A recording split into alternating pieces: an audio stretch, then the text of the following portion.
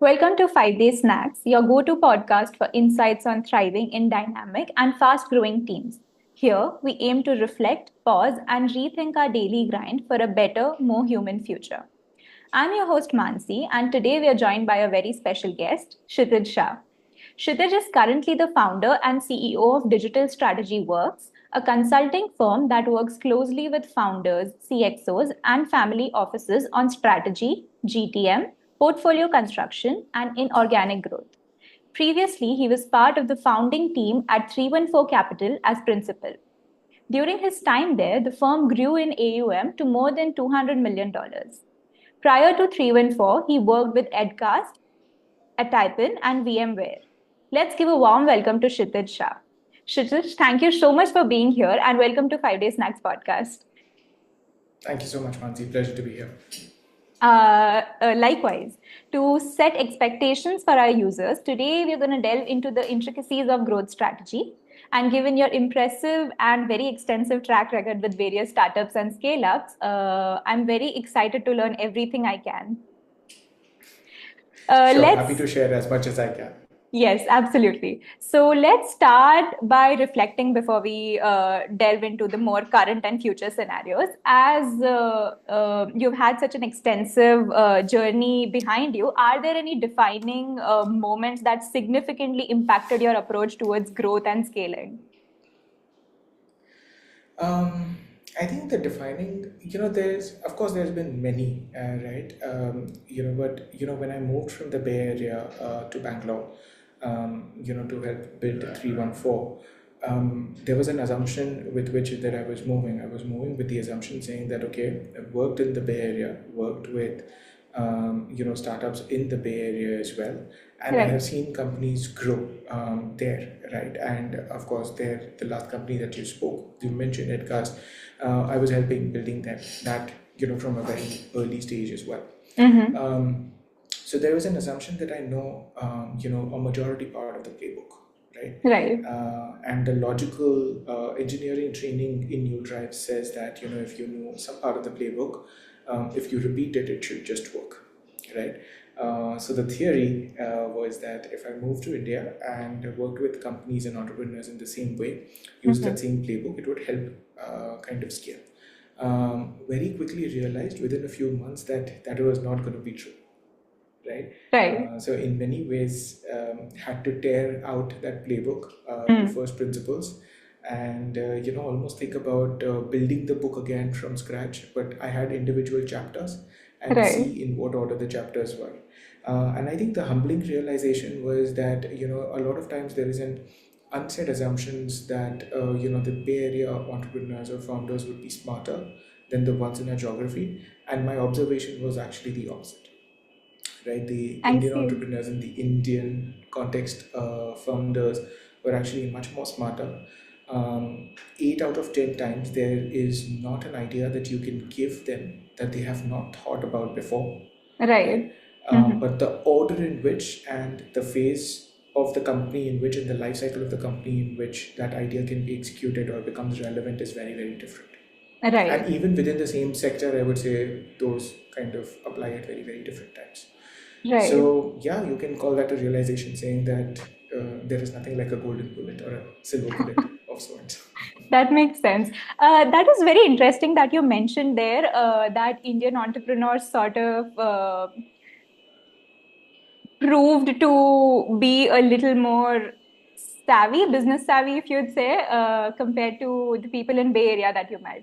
What do you think sort of happened there, or why this sort of realization kicked in, or what sort of separates them from the people in Bay Area? Is that a geographical thing, or how just Indian people are? Did you have any observations there?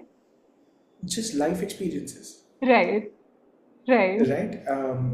Think about it this way. Today, as a Indian entrepreneur, would you be afraid breaking a signal light?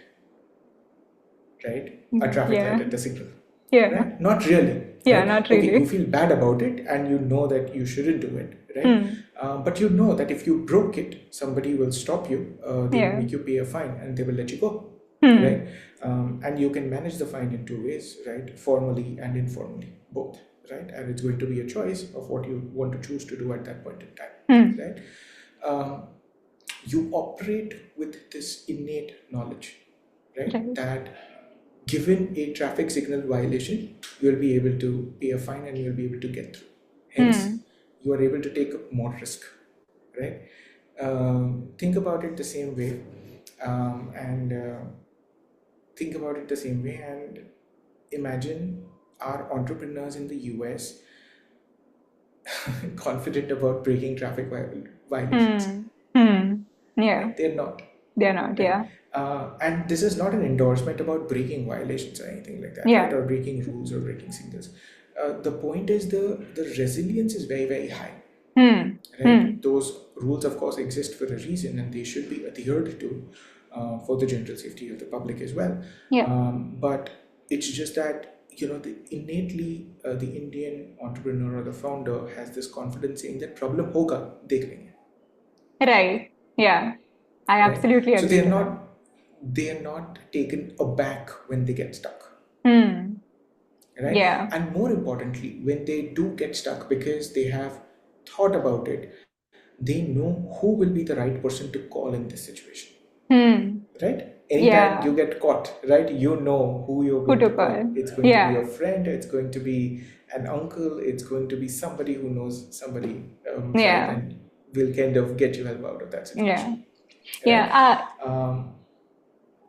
I was just going to say that I have been working as in marketing for only 2.5 years now. I'm still a very young professional, right? But this is an observation I have made as well, that there is innately a sense of community in India, no matter in business or otherwise, which is I think in the West, people are still striving and focusing on communities now. But as Indians growing up, we already have an innate sense of community, which comes in handy a lot of times, like you said.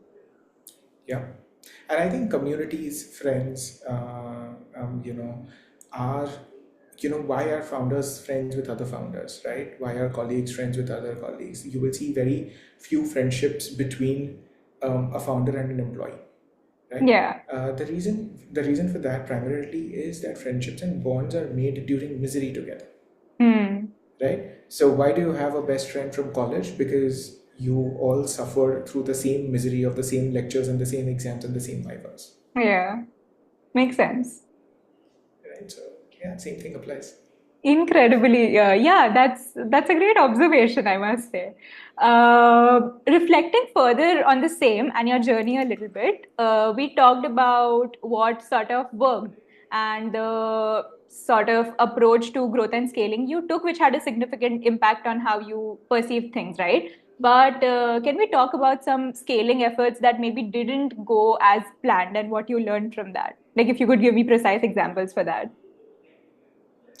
Well, a lot of them didn't go as planned.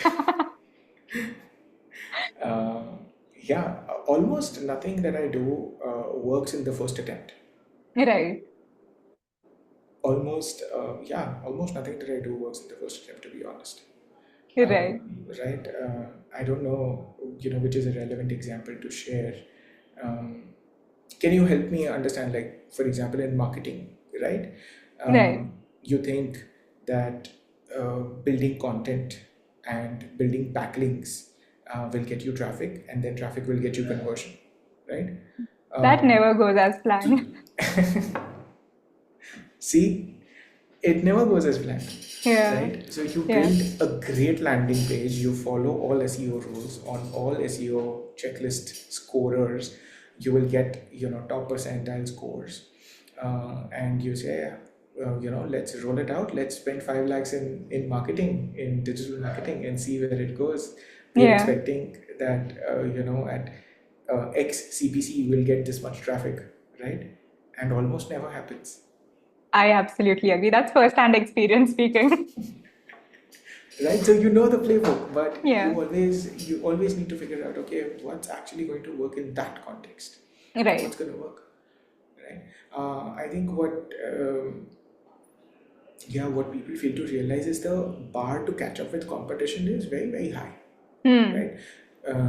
The logic in team meeting room always says, Zomato started moment marketing 4 years, 5 years into the journey, right? So we are still far away from moment marketing. We don't need to do moment marketing right now. Yeah. And I was like, you're wrong. Attention is in the current time and space, right? So if moment marketing is working right now, you have to do moment marketing right now. Right. Right. Yeah. Show So what your audience wants to see, right? exactly, right? Yeah. So it never worked. And I think one of the things that there are also traditional structures and team which have prevented building great products out of India. And I think that very few companies have broken out of. Hmm. Right. That's very You interesting. Can know, we talk a little bit more about that? I'll continue the marketing example, right, by Hmm. observation. And I think so, for example, Zomato and Swiggy have some of the best product teams out there in the country, Right. right? Now, think about a SaaS or a SaaS product team structure, right? You would Hmm. have product management. Product management would take requirements from business, right, and Yeah. say, okay, we want to build a product workflow this way, Hmm. right? Given that you do marketing, and I'm sure you have many colleagues, both peers and seniors in marketing, have you ever seen product come to you and say, आपकी क्या requirement है? Not really. Not really, right? Not really. Yeah. Okay. Now, this is what the product teams, of course, and this is where the culture stands out. The product teams at Zomato and Swiggy did, right?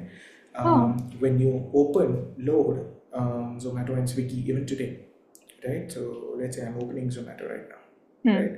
And you see this top area, Yeah. this banner changes every time, Yeah, it does. right? They Yeah. can change it in the evening, they can change it in the night, they can change it based on the score of the Indian cricket team yesterday, Yeah.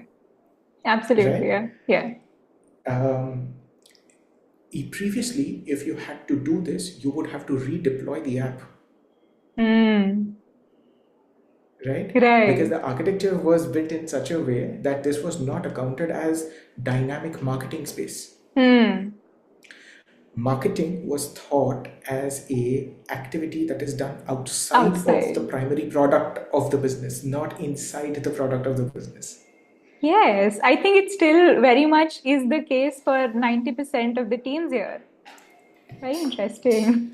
Right? So the Yeah. question is, how do I include you as the marketing person and say, okay, I'm going to give you this space here, Hmm. right? Can you figure out that when our consumer lands, right, you can create engagement from here, Yeah. Hmm. Very interesting. right? Yeah. And this was not, of course, this was not thought out in this way, but this is how Hmm. it played out, Right. right? So even today, a lot of the observations that you see in SaaS apps and things like that is where teams don't teams loosely follow an organizational structure, but if they Hmm. are too rigid between themselves, Hmm. right? I don't think they hit the optimum velocity that a team should. Right.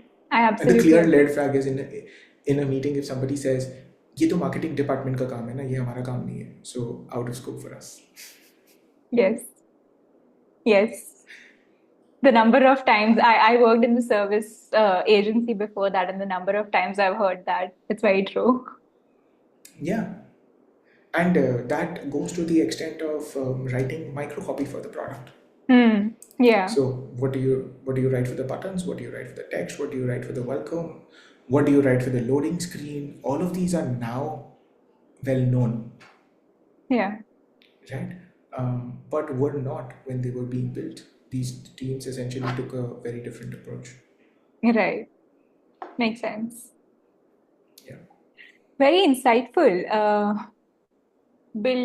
Not really building off of that, but since you bring so much experience and expertise, I'm enjoying our conversation so far.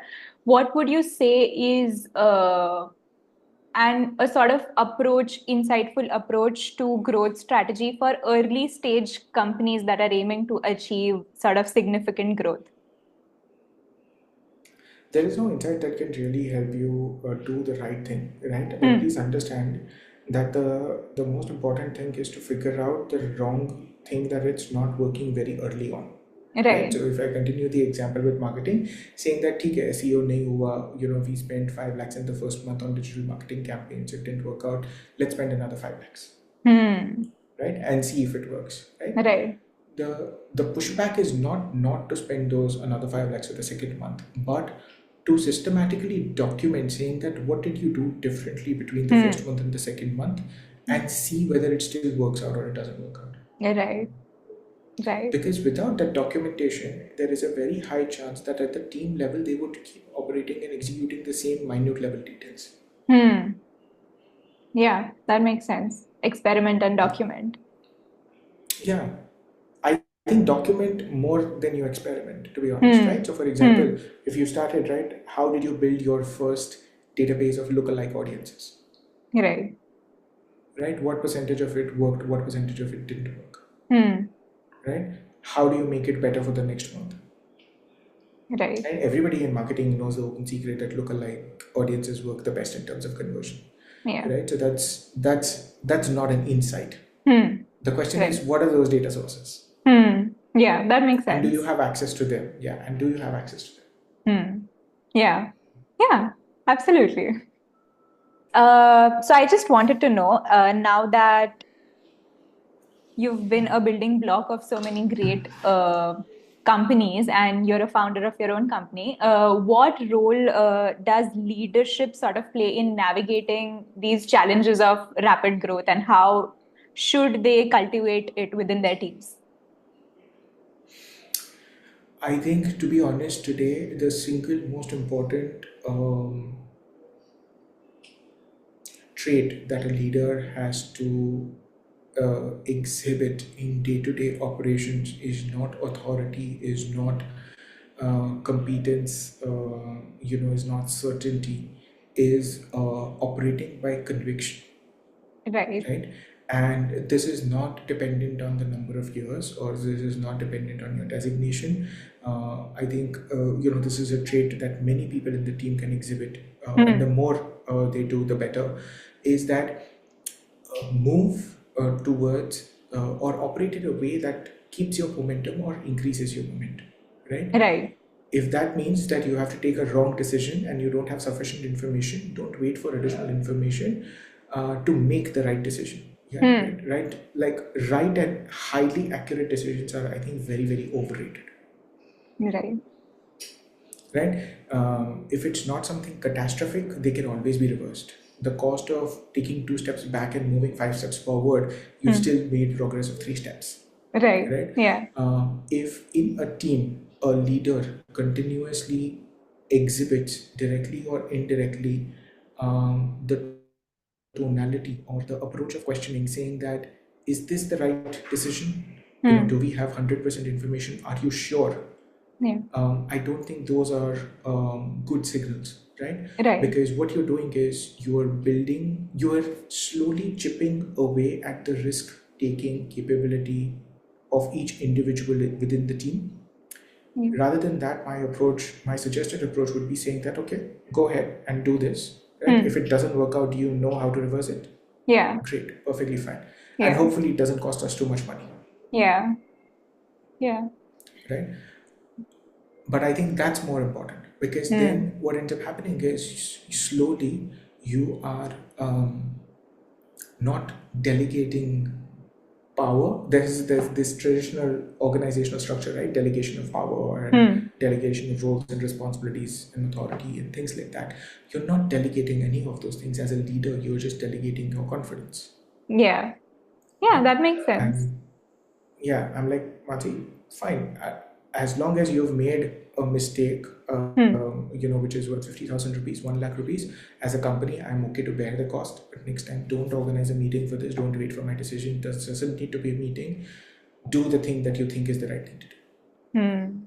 Yeah, and I think it's very important, especially with younger team members, because you're not just building their confidence, right? You're also preparing them to take equal charge and sort of accept the consequences of what they're doing while learning how to do it and how to undo it, which is very important. Yeah.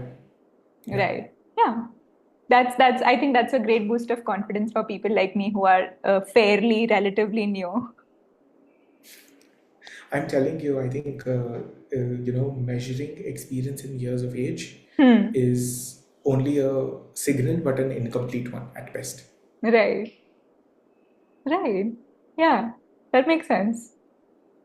Think about it this way, right? There was a period of time on Snapchat and Twitter, a lot of um, traffic police organizations in different cities had their accounts on it, right? Right.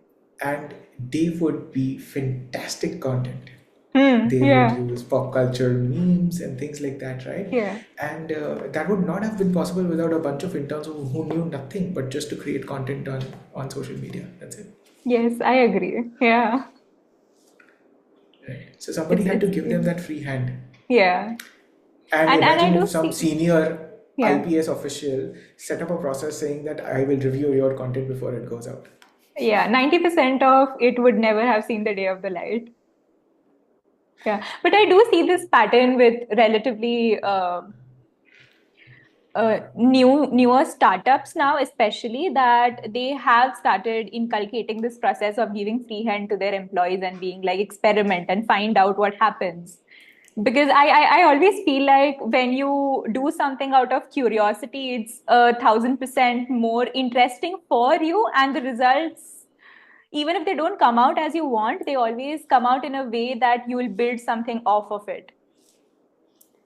So that's So, it. That's an yeah, interesting thing that you mentioned, right? You know why this is a tough journey um, to be a first time founder as well, right? Because right, see, as I'll tell you about something personal that I went through, right? As I grew as a founder and an independent operator, the question would the thing that gave me satisfaction was having control and visibility over all minute details of all aspects of operations, right. right? But that also meant that I was the choke point for everything, Hmm. right? So the leader, or anybody who wants to kind of do large impact things, needs to develop a innate capacity to be able to say that, look, obviously person X or person Y will not do it the way that I would do it, and expecting that would be a mistake. Hmm. Right. Right? So if I give a free hand, and I have done this mistake a few times now, I gave a free hand theoretically, as you were mentioning, right? And then that person did something that did not work out. Hmm. And my immediate response was, how stupid can you be? And then I was like, this is not the right response, right? Because you know that there is a chance that it would not work out the way that you thought it would work out. Right. So I don't think you're giving the person that benefit of doubt, saying that, okay, they at least tried, Yeah. to the best of their capacity. So calling it out in that way, that why don't you do it X or Y, or questioning or doing a retrospective about it, again, I don't think is the right approach. But Right. what is the right approach then depends on the personality of the founder and the culture of the organization that they want to build. Yeah, it's always I do talk with Geenal about this a lot, that it's always a give and take, right? Like in our Yeah. one-on-one meetings, we talk about it a lot of times, where he mentioned a couple of people he worked with who are just traveling and backpacking across Europe and doing their work. But then it is also a very strategic relationship built on trust between the employer and the employee, where you build sort of this relationship of give and take, and understanding that it's okay if you do something and it's okay if I also do something, and it'll always be all right as long as it is within the bounds of the understanding that we have, right? So yeah, definitely. I think that's a great way to put it. The more simpler way to put it is, I found, I don't know if a lot of people read these, but I am a big fan of the founders of 37 Signals Oh, I agency. yeah, yeah, me too. And Jason Fried, yeah, yeah. and Jason says this, right? Both Jason and DHH have this philosophy of hiring team members who are managers of one, right? Which means they have exhibited the capacity to manage themselves really well, Right. right? And they're not looking for any other managers. Yeah. So I think managers of one, what are the right interview questions to ask to figure out managers of ones is again a big separate Yeah, topic. yeah, But yeah, I absolutely. think that's a great way to put it. We are I think looking for managers of we one can within talk a team. about definitely we can definitely talk about it once again and get on a call if you're whenever you're available because I'm enjoying our conversation so far. No, managers of one are very difficult to figure out. Very difficult to Yeah, figure out, yeah. for sure. Um, Sort of pausing off of the things we talked about, how they function, can we talk a little bit about evaluating strategies? Like, how do startups integrate feedback from customers into their product development cycle? Like, if we take a pause and discuss things on product side a little bit, do you have any advice or something you learned from experience about that? As I said, no advice, right? Let's pick a company and let's Hmm. do this exercise, right? Pick a sector, pick a company, and let's talk about it. Some hypothetical situations. Okay. I think because we've been talking about Zomato and Swiggy, we'll go a little bit on the other side and talk about some apparel industry, maybe. Sure. Uh, what can we talk about? What Nothing in comes to apparel? mind as Tell me. of now. Sorry. What in apparel? Yeah. The marketing side of the apparel, the product side of the apparels. What do you want? Let's talk about. Nothing comes to mind right now. I don't know why. I'm going blank. I So think we I'll. can. Yeah. If No, go nothing comes to ahead. mind, we can always circle back to this or skip it completely. No, I'm trying to build up a hypothetical situation, Right. where I have to be careful about. There's hundreds of NDAs that I have signed in my lifetime, so I just have to be careful about, not spilling the beans on something else. Right. Yeah, that makes sense. I think we can move on and circle back to this if that's all right as well, because nothing comes to mind as to me also right now. No, I think see, apparel is. Let's drill down into apparel, right? Two Hmm. three observations on the D2C side of things, right? I think D2C, uh, easy enough to create a set of products or limited number of SKUs that are a hit, right? Very hard to expand that into a product portfolio, Hmm. Right. right? So, for example, if I say Mama Earth, right? When did Mama Earth as a brand get on your radar, Hmm. right? What was the first product you experienced from Mama Earth, if you are a Mama Earth user at all? I wasn't, but the first product I heard about was their onion shampoo, I think. Right? Hair shampoo, Now think yeah. about it, right? How does this work? Like, why onion, right? Yeah. Then there was this entire phase. There, I think, to a certain extent, still is this entire phase of ingredient-led Based, yeah.